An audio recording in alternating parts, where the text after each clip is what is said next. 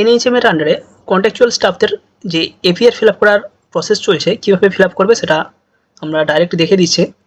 প্রথমে আমাদেরকে সরাসরি চলে আসতে হবে গুগল বা ক্রোম, এখানে এসে সার্চ করে নেব ডব্লিউবি হেলথ।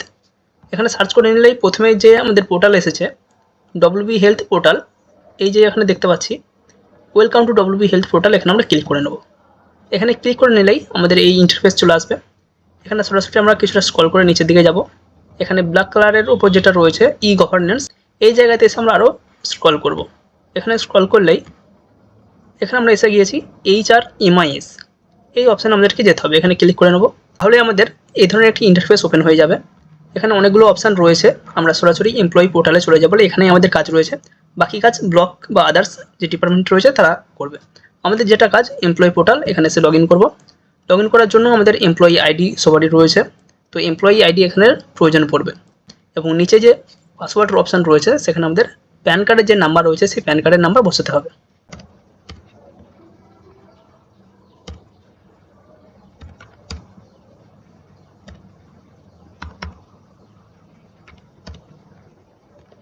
এরপর আমরা সাবমিট করব। এখানে সাবমিট করলেই আমাদের যে প্রোফাইল সেই প্রোফাইল কিন্তু ওপেন হয়ে যাবে। এখানে এসে আমরা সার্চ করব পারফরমেন্স রিপোর্ট, এখানে যে অপশান দেখতে পাচ্ছি এই পারফরমেন্স রিপোর্টে ক্লিক করব। এখানে তারপরে রয়েছে ফিল এপিআর, এখানে আমরা ক্লিক করে নেব। এখানে ক্লিক করে নিলেই এখানে পার্সোনাল ডাটা আমরা দেখতে পাচ্ছি, আমাদের যে সমস্ত ডিটেলসগুলো অলরেডি পুট করা রয়েছে সেগুলো এখানে চলে এসেছে। এখানে সবথেকে গুরুত্বপূর্ণ যেই ইনফরমেশানটা আমাদেরকে প্রোভাইড করতে হবে পার্ট 1-এ, এখানে যে অ্যাটেন্ডেন্সের রিপোর্ট বা ডেটা চাওয়া হয়েছে সেই ডেটা বিভিন্ন ক্যান্ডিডেটের বিভিন্ন হবে।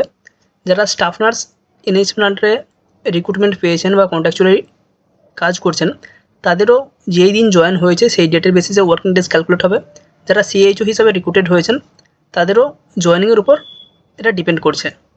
2024-এর মার্চ মাসে যে সিএইচও রিক্রুটমেন্ট হয়েছিল সেখানে যারা জয়েনিং করেছেন, এখানে যেহেতু 1/4/2024 থেকে ডাটা নেওয়া হচ্ছে সেক্ষেত্রে তারা 306 দিন বসাতে পারবেন, কারণ এপ্রিল থেকে কালেক্ট হচ্ছে এবং মার্চ মাসে যারা জয়েনিং করে নিয়েছেন সেটা মার্চ মাস বাদ যাচ্ছে। এপ্রিল থেকে 2025-এর মার্চ পর্যন্ত টোটাল যে ওয়ার্কিং ডেজ 306 এনএইচএমের গাইডলাইন অনুযায়ী এটাই উল্লেখ রয়েছে। শনিবার যারা কাজ করে এনএইচএমের আন্ডারে তাদের টোটাল ওয়ার্কিং ডেজ হবে 306। এর পরবর্তীকালে যারা জয়েনিং করেছেন জুলাই 31 থেকে জয়েনিং চলছে, সেই অনুযায়ী জুলাই 31 এই অনুযায়ী যারা জয়েনিং করেছে তাদের ওয়ার্কিং ডেজ হবে 203 দিন, 203 দিন। 1 আগস্ট যারা জয়েনিং করেছে তাদের ওয়ার্কিং ডেজ হবে 202 বা 202 দিন। 2 আগস্ট 201, 201 দিন। এইভাবে যেই ডেট জয়েনিং করেছে সেই ডেট অনুযায়ী ডেট ক্যালকুলেশন করা হবে ওয়ার্কিং ডেজ হিসাবে। এবার এখানে ক্যাজুয়াল লিভ, যেই এমপ্লয়ি যতগুলো ক্যাজুয়াল লিভ নিয়েছে তার ডিটেলস রয়েছে।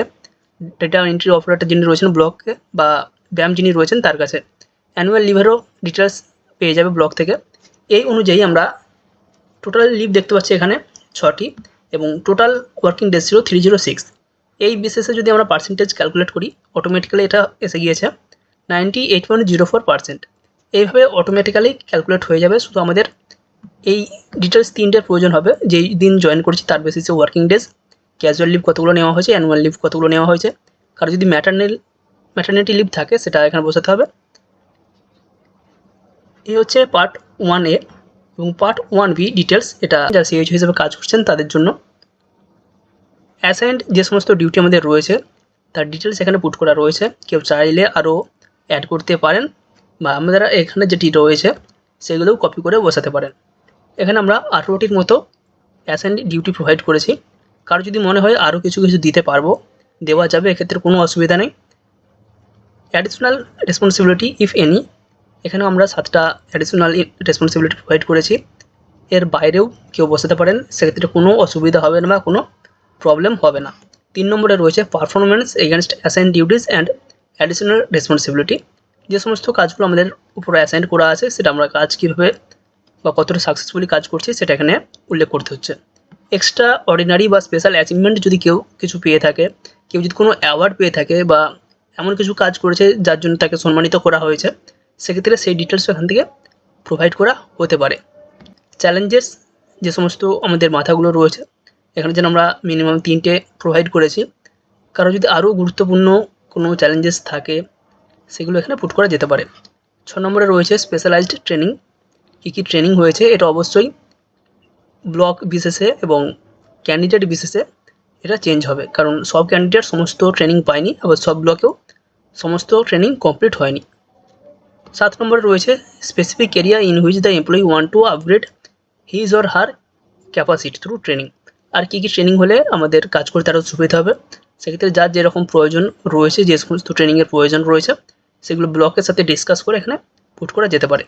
এগুলো যদি আমাদের বসানো হয়ে যায়, আমাদেরকে সরাসরি চলে আসতে হবে এখানে প্রিভিউয়ে ক্লিক করে নেব। তারপর আমরা যা যা পুট করেছি এখানে সমস্ত ডিটেলস এখানে পেয়ে যাব।